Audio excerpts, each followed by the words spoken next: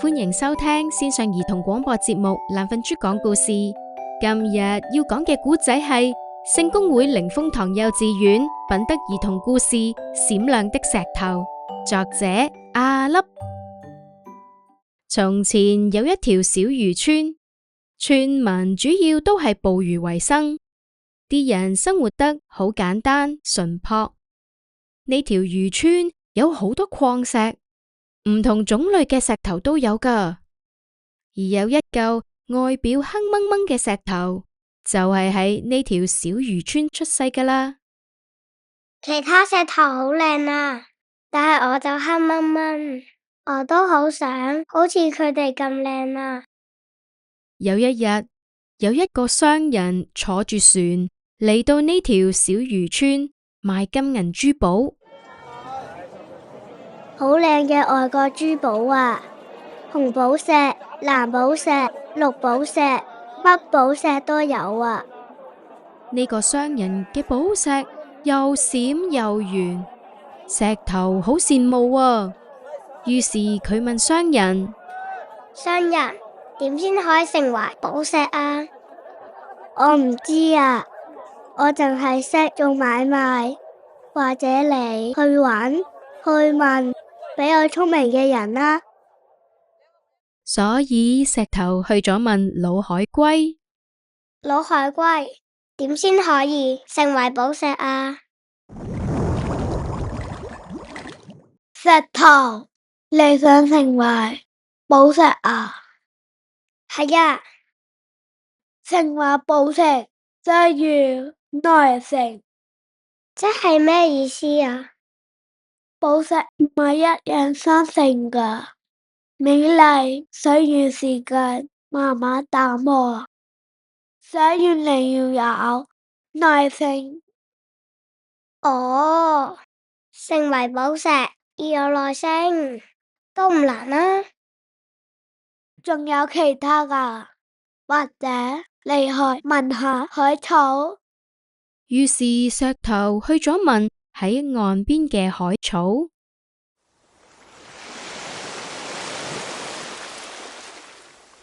海草，點先可以成為寶石啊？成為寶石需要柔軟，即係咩意思啊？我好柔軟，你隨住口浪擺動，唔會折斷。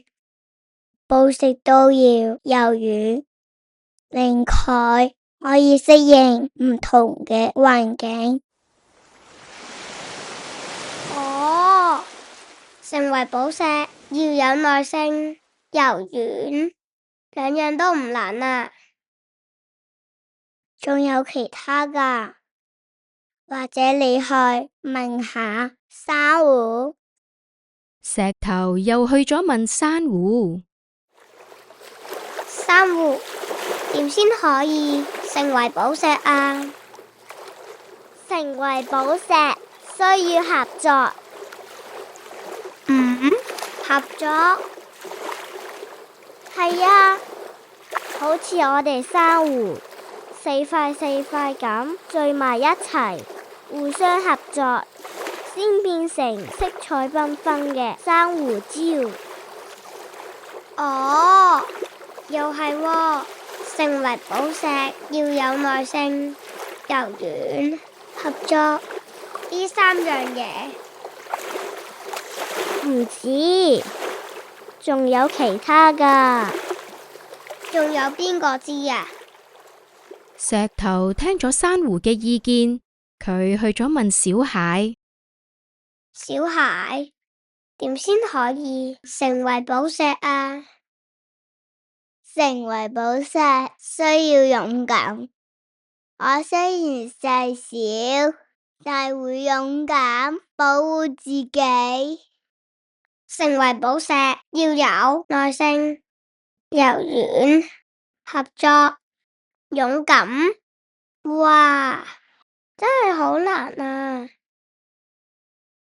仲有其他㗎，你去問下燈籠魚啊。石頭聽到要搵燈籠魚，有啲驚啊！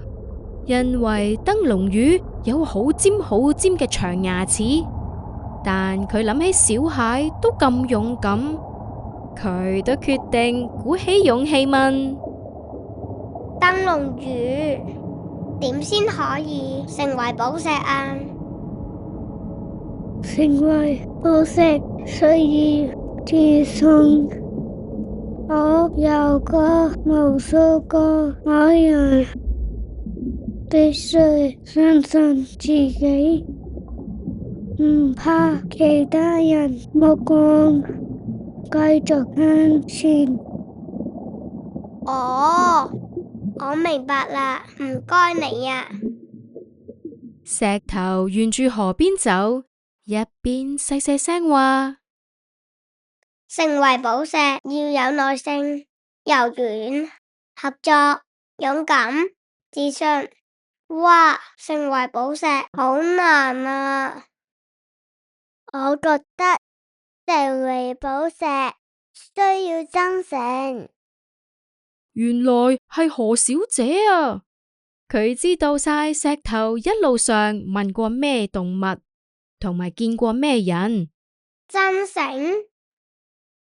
我唔羨慕成為海洋，但我真誠照亮河岸嘅生命，例如老海龜、海草、珊瑚、小蟹同燈籠魚，做自己都能夠發光發亮㗎。石頭聽完，默默將成為寶石嘅秘密寫咗落嚟：耐性、柔軟、合作、勇氣、自信、真誠，亦喺生活上面嘗試做到呢6個優點。例如排隊會耐心等待，遇到困難會柔軟靈活諗辦法，遊戲嘅時候會合作，有勇氣嘗試新事物，有自信唔同人比較，同埋會真誠待人。日子慢慢過去，一年又一年。有一日，有一個村民執起石頭。呢嚿石頭雖然黑蚊蚊，不過夠大啊，方便我修補漁網。石頭俾村民執咗起嚟，方便佢修補漁網。然後有一個工匠行過，佢見到村民呢嚿黑掹掹嘅石頭，佢問村民：請問你喺邊度執到呢嚿石頭啊？我哋呢度好多㗎，你想要啊？你攞去啊！真嘅？多謝你送呢嚿寶石俾我啊！呢個黑掹掹嘅石頭係寶石，冇錯啊！工匠好開心咁攬住黑掹掹嘅石頭返屋企，然後用工具慢慢雕琢磨光，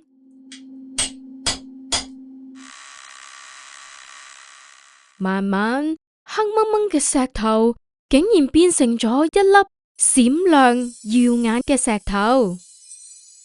佢係世界上最貴嘅黑色石頭，黑鑽石啊！原來我唔需要變成寶石，因為我本身嘅優點就已經閃亮動人啦。小朋友，你有咩優點啊？你又有冇耐性、柔軟、合作、勇氣、自信、真誠呢6種優點呢？聖公會靈豐堂幼稚園品德兒童故事《閃亮的石頭》，何立希飾演石頭，劉若月飾演商人，李思俊飾演老海龜，陳建宇飾演海草，馮樂彤飾演珊瑚，何嘉琪飾演小蟹，述星飾演燈籠魚，詹一心飾演何小姐，鄭欣媛飾演村民，馬爾文飾演工匠。記得得閒就聽爛瞓豬講故事啦。